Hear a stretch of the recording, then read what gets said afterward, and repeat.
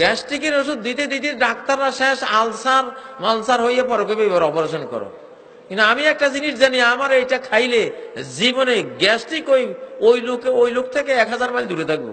Gastric, আমার কোনো গ্যাস্ট্রিকের কোনো সমস্যাই নেই, কেন আমি ওই জিনিসটা খাই। কইতাম না, আজকে কইতে হলে টাকা দিতে হবে।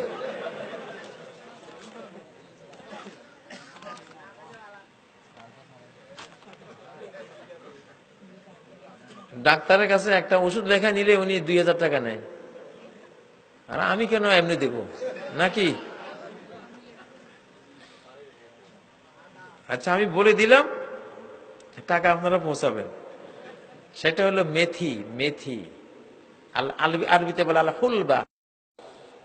ইমাম ইবনুল কাইয়িম আত-তিব্বুন নববী, নবীজির ডাক্তারি বইতে ইমাম ইবনুল কাইয়িম লিখেছেন, হুলবা এই মেথির মধ্যে এমন সব গুণ আল্লাহ রেখেছেন, এইটা যদি কেউ জানতো তাহলে স্বর্ণ না কিনিয়ে এই মেথি কিনে খাইতো। গ্যাস্ট্রিকের রোগী 1-2 ভালো হয়ে যাবে। 10-15টা মেথি এমনি সবাই খান, গ্যাস্ট্রিক শেষ। ডেলি 2-3 বার খান, আলসারও ভালো হয়ে যাবে। অথবা 10-15টা মেথি চা বানাইয়া ডেলি 4-5 বার খান, চিনিও লাগবে না, লবণও লাগবে না, শুধু জাল দিয়া সন্ধ্যের মতো পানি।